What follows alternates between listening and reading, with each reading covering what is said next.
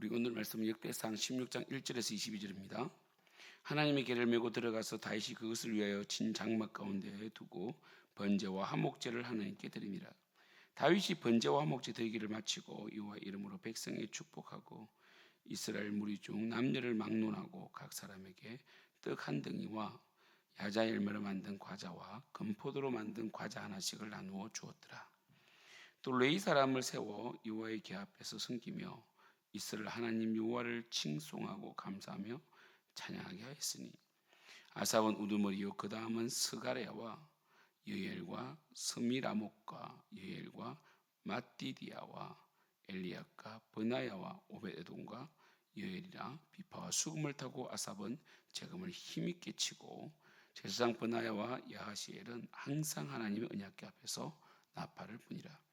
그날에 다윗이 아삽과 그의 형제를 세워 먼저 여호와께 감사하게 하여 이르기를 너희는 여호와께 감사하며 그의 이름을 불러 아뢰며 그가 행하신 일을 만민 중에 알지어다. 그에게 노래하며 그를 찬양하고 그의 모든 기사를 전할지어다. 그의 성호를 자랑하라. 여호와를 구하는 자마다 마음이 즐거울지로다. 여호와와 그의 능력을 구할지어다. 항상 그의 얼굴을 찾을지어다. 그의 종 이스라엘 후손고 택하신 야곱의 자손 너희는 그의 행하신 기사와 그의 이적과 그의 입의 법도를 기억할지어다. 그는 여호와 우리 하나님이시라. 그의 법도가 온 땅에 있도다. 너희는 그의 언약 곧 천대에 명령하신 말씀을 영원히 기억할지어다. 이것은 아브라함에게 하신 언약이며 이삭에게 하신 맹세이며 이는 야곱에게 세우신 율례 곧 이스라엘에게 하신 영원한 언약이라. 이르시기를 내가 가나안 땅을 내게 주어 너희 기업의 지경이 되게 하리라 하셨도다. 그때 너희 사람 수가 적어서 보잘것없으며 그 땅에 객이 되어 이 민족에게서 저 민족에게로 이 나라에서 다른 백성으로 유랑하였도다. 여호와께서는 사람이 그들을 해하기를 용납하지 아니하시고 그들 때문에 왕들을 꾸짖어 이르시기를 나의 기름 부은 자에게 손을 대지 말며 나의 선자를 해하지 말라 하셨도다. 아멘. 언약궤를 메고 온 다윗은 하나님께 아주 긴 감사 찬양을 올려드립니다. 하나님은 정말 배타적인 사랑으로 이스라엘을 사랑하셨습니다. 그러나 이스라엘만 사랑하신 것은 아닙니다. 이스라엘만을 위한 하나님은 아니세요. 하나님 이스라엘을 사랑하셨습니다. 이스라엘이 뛰어나서가 아니라 수요가 많아서가 아니라 오늘 말씀 보시면 사람 수가 적었다고 그럽니다. 크고 많은 것은 언제든지 강한 것은 환영을 받죠. 그러나 이스라엘은 그런 민족은 아니었습니다. 하나님이 사랑하셨기 때문에 강대한 민족이었습니다. 그래서 이 오늘 말씀의 핵심은 뭐냐면 하나님이 이스라엘을 보호하셨다는 겁니다. 하나님이 이스라엘을 보호하신 이유는 바로 이스라엘을 통하여 하나님의 영광이 드러나고 이렇게 하나님을 섬기는 하나님께 택함받은 이스라엘이 하나님의 복을 받는 것을 통해서 다른 열방들이 민족들이 회개하고 구원받고 하나님께로 돌아오기를 원하셨습니다. 우리 그리스도인들의 복은 하나님께서 주시는 그 복을 통하여 통로가 되는 것입니다. 배타적으로 우리만 이기적으로 뭔가 누리려고 하거나 우리만 구원받았다고 해서 사회적으로 기여하지 않으면 안 됩니다. 우리는 항상 택함받은 족속으로서 아브라함의 믿음의 후손으로서 그 수많은 사람 중에 택함받은 것을 감사하며 감격하며 그 은혜에 힘입어 하나님의 그 놀라우신 역사를 그 이름을 전파하고 그 이름을 만방에 선포하고 또 하나님 주신 복을 나누어 주므로 하나님께서 마치 비를 의인과 악인에게 내리시는 것처럼 하나님의 그 살아계심을 그 은혜의 능력을 다른 사람들도 맛보게 하는 것이 바로 우리의 삶의 정체성인 것입니다. 다윗은 이 이야기를 하고 있습니다. 다윗은 정말 언약궤를 메고 오므로 그것으로 끝난 것이 아니라 하나님을 찬양함으로 결단을 하고 새롭게 자신의 인생을 조명하는 부분도 있습니다. 여러분이 찬양을 하고 감사를 하고 기도를 하는 그 내용 속에 우리의 정체성이 드러나거든요. 무엇을 기도하느냐가 그 사람의 정체성이 되고요. 어떤 하나님께 감사하느냐가 그 사람의 정체성이 되는 것입니다. 다윗이 고백하는 그 고백들을 가만히 들어보면 그게 똑같은 상황이라도 역사는 이 주관적이잖아요. 완전한 객관적인 역사는 없거든요. 똑같은 상황을 바라보더라도 방점이 다 달라요. 그렇죠? 그래서 다윗은 쭉 내용을 보시면요, 감사를 하죠. 감사를 하게 하고 그 다음에 하나님의 이름을 자랑하려고 합니다. 그죠? 9절에 10절에 보면 그의 성호를 자랑하라. 그죠? 뭘 자랑합니까? 바로 이스라엘 백성을 그죠? 기이한 그 기적과 이적을 통하여 가나안 땅에 심으신 것이죠. 그죠? 그리고 언약을 맺으신 거죠. 그 아브람, 이삭, 야곱 이렇게 쭉 언약을 맺으셨고 정말 이 가나안 땅에 건너온 자 히브리인이었지만 이 가나안 땅을 결국은 차지하게 하셨다. 물론 가나안 7족속이 너무 음란했고 하나님이 도저히 보고 있을 수 없을 정도로 악을 행함으로 땅이 그들을 내친 것이 맞습니다. 그 내쳐진 땅의 복을 가나안이 받은 거죠. 그 뭡니까? 이스라엘이 받았던 거죠. 그러니까 이스라엘이 인종 청소를 한 게 아니에요. 하나님의 거룩성을 상실한 땅의 주인은 하나님이신데 그 땅에 살게 하신 분이 하나님이신데 하나님은 그 땅에서 공의와 정의가 흐르게 하시는데 그러나 이 가나안 7족속은 공의와 정의가 아니라 이 불법과 폭력으로 땅을 지배했잖아요. 그죠? 그래서 하나님께서는 가나안 주민들에게 더 이상 그 땅에 살게 하실 수가 없었던 거예요. 그럼 그 자리를 누군가가 기경해야 되고 경작해야 되고 다스려야 되는데 바로 이스라엘 백성을 심으신 거예요. 그래서 이 하나님께서 절대적으로 보호하지 아니하시면 이스라엘 백성은 가나안 7족속을 몰아낼 수도 없고 그 땅을 차지할 수가 없어요. 그래서 이 이스라엘 민족이 광야 40년 동안에 이곳에서 저곳으로 그죠? 에돔한테도 암몬에게도 모압에게도 멸시를 당하잖아요. 그러나 하나님께서 절대로 손을 대지 못하게 하셨죠. 그래서 다윗이 나의 기름 부은 자에게 손을 대지 말며 나의 선자를 해하지 말라 이렇게 하셨다는 거죠. 그럼 발락만 하더라도 발람을 불러들여서 이스라엘을 저주하게 했죠. 민수기 23장에. 그러나 하나님께서 저주 못하게 하셨잖아요.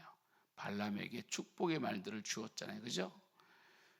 근데 이 22절을 이렇게 그러니까 이 이스라엘의 방황의 역사 가운데 하나님께서 보호하셨다 이렇게 하면 되는데 다윗이 이스라엘을 기름 부은 자다, 선지자다 이렇게 말했다는 게 특별하다는 거예요. 제가 말씀드렸잖아요. 어떤 표현을 쓰느냐가 정체성이라고. 다윗은 이 하나님의 이 선택, 그러니까 다윗도 택함 받은 거잖아요. 왕으로 기름 부음을 받았잖아요. 사울도 하나님께서 기름 부으신 게 맞습니다. 이 다윗은 하나님이 택하신 것에 대해서 하나님은 후회함이 없으시고 선하시기 때문에 하나님의 택하심을 인간이 무너뜨리면 안 된다는 거예요. 이게 참 다윗의 신앙에 깊이 뿌리 박혀 있는 영성이에요. 다윗은 사울을 해하지 않습니다. 왜냐하면 사울을 해하지 않는 이유가 뭡니까? 여호와께서 기름 부었기 때문이에요. 다윗이 이런 것들을 끄집어내는 게 참 중요한 것 같아요. 이게 경험일 수가 있습니다. 다윗이 복을 받은 이유가 바로 사울을 사실 다윗의 이 전략과 그리고 다윗과 함께한 용사들을 다 합치면요, 사실 그 왕권을 찬탈할 수가 있어요. 그죠? 이 북이스라엘의 그 왕들처럼 이 왕권 찬탈이 일어날 수 있고 구테타를 일으킬 수 있는데 다윗은 그렇게 하지 않았다는 것을 강조하고 있는 것입니다. 그죠? 제가 아는 전도사님도 참 힘이 있는 전도사님 가정이었는데 그 목회자를 또 몰아내기도 하고 장로님이셨으니까 아버지가 그렇게 이런 일들을 하셨다고요. 그래서 하루아침에 집이 몰락하게 됩니다. 깨달았죠. 이 가정 전체는 우리 가정은 앞으로 절대로 목회자를 욕하지 않는다. 물론 목회자가 부족할 수가 있어요. 그러면 직접 가서 이야기해도 뒤에서는 욕하지 않는다라는 그 철칙을 세운 거예요. 근데 진짜 복을 받는 거예요. 그때부터 목회자가 참 부족할 때가 있어요. 그래도 기도해주고 참고 하나님 앞에 내 할 일을 하겠다 했을 때 하나님께서 세워주시는 거예요. 뛰어나게 하시는 거예요. 높여주시는 겁니다. 할렐루야. 참 이런 게 중요합니다, 여러분. 그 다윗이 22절을 했을 때 이러시기를 나의 기름 부은 자에게 손을 대지 말며 나의 선자를 해하지 말라 하셨도다. 이렇게 했을 때 그냥 나온 말이 아니란 걸 말하는 거예요. 여러분이 이게 우리가 기계적 영감입니까?